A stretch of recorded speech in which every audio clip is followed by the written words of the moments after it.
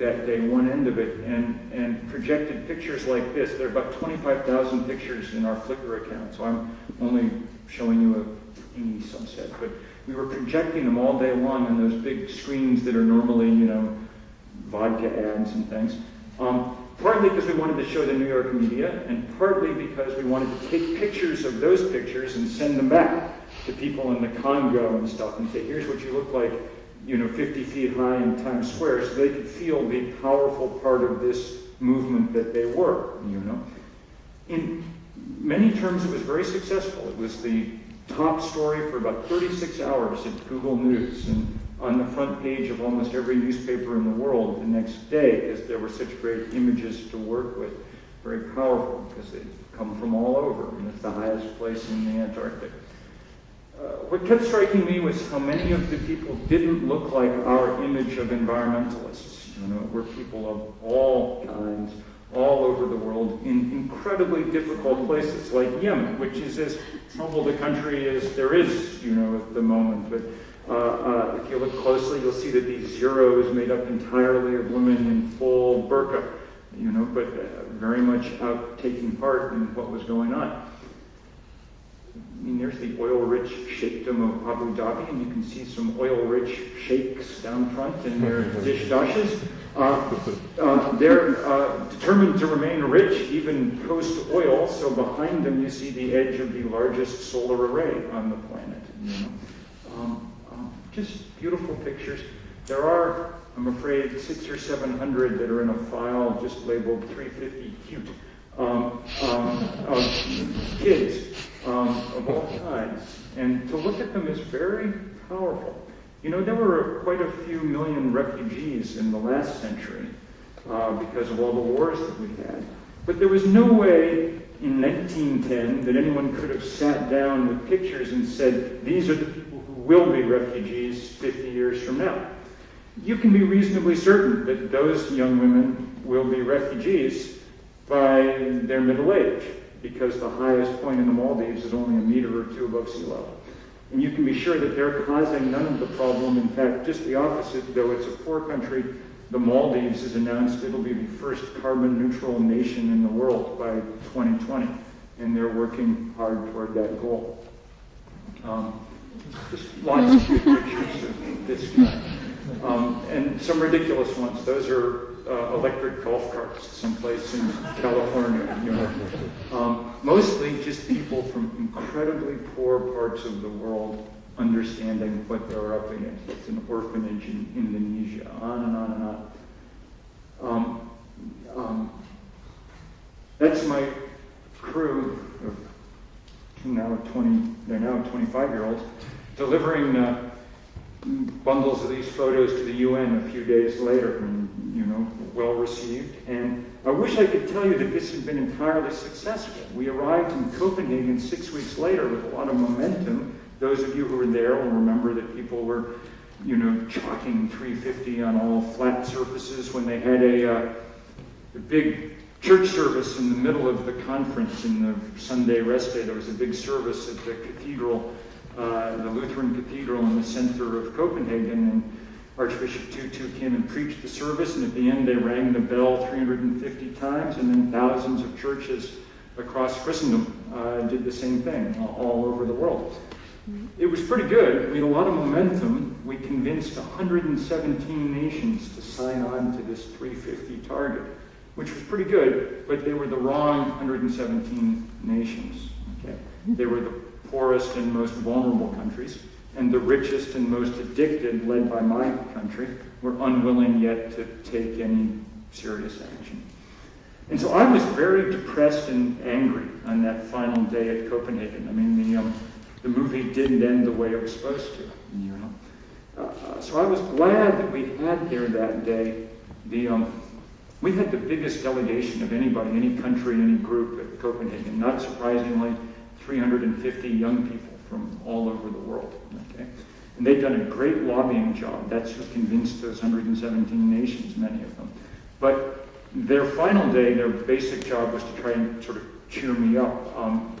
And they kept coming up one after another. And these are kids from mostly countries where power is more naked than it is, countries like this or my own. And people just with a better sense of power in a way. And they kept saying the same thing, which was, look, we didn't expect we were going to win in a year. We're up against the most powerful industry in the world, and it's going to take a while. We're going to go back home and build this movement bigger and stronger and see what we can do. And of course they were right, and of course that's what we've spent the last year doing. The next big milestone came about 2 weeks ago, 2.5 weeks ago or so, on the 10th of October, when we did, this time not a global political rally, but a global work party all over the world. Asked people to do something in their community that would be useful. Put up solar panels, dig community gardens, whatever it was. Because A, we wanted to do something useful, and B, we wanted to be able to send a strong political message. It's not that we think we're going to solve anything one solar panel at a time. It's that we wanted sort of standing to be able to, at the end of the day, everybody put down their shovels, picked up the cell phone, called whatever they had, president, prime minister, politburo, said the same thing. We're getting to work, what about you? If we can do this, you can do something too. I was worried when we announced that we were going to do this, that Copenhagen would have been so discouraging, and the US Congress and things so discouraging, that no one would want to participate. As it turns out, it was much bigger than it was the year before. We had about 7,450 of these work parties in 188 nations. Only Equatorial Guinea and North Korea didn't take part.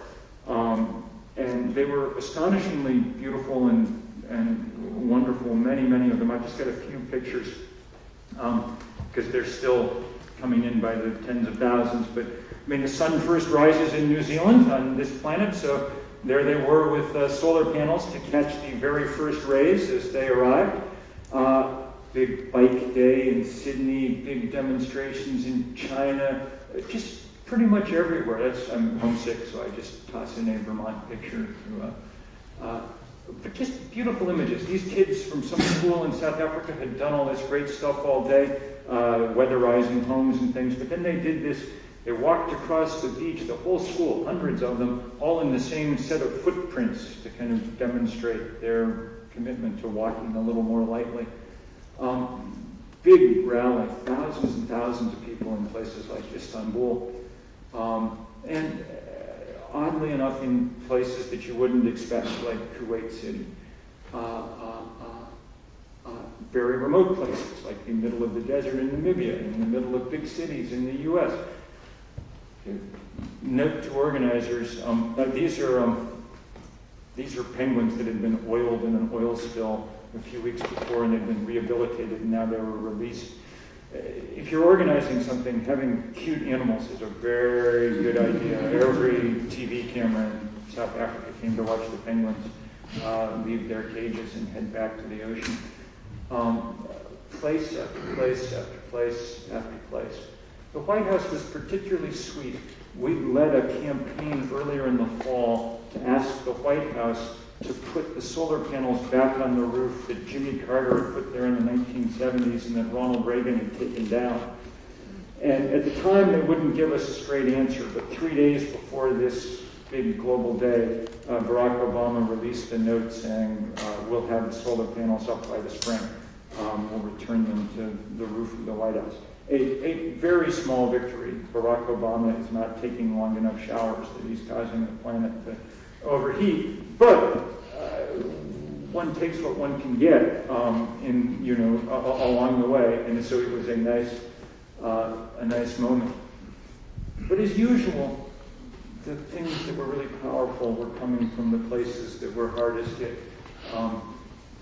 These guys sort of painted their demands on their bodies. Well, look, Bangladesh that day was having a truly horrific rain event. 500,000 people were forced out of their homes by rising waters. There were still 40 or 50 of these work parties across Bangladesh, most of them with people up to their knees in water, all over the place. And a sort of good reminder, just as if we needed any more, of exactly what the stakes are like, place after place after place. Just beautiful pictures from remarkable places. That's that same woman who was by herself last year in Iraq, and her demonstration was 5 times bigger than it was a year ago. And actually, there were a lot of things that went on in Iraq that day, but we like all it so much that we keep showing them. Auckland, they had trained hundreds of bike mechanics, and they fanned out across the city to every garage they could find and fixed every old broken down bicycle, so no one would have an excuse not to ride their bike to work, you know. And just place after place after place after place.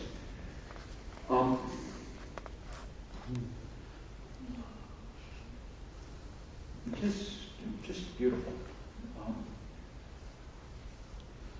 For me, and I'll just end here by saying that the power of these images for me is just to remind me constantly that the chances may not be all that good. We're definitely losing this fight. But there are lots and lots of people in this fight now. And lots of them are people who've done absolutely nothing to cause this problem, and yet they're willing, patiently and sweetly and agreeably, to work with everybody else in the world, including those of us who are causing this problem.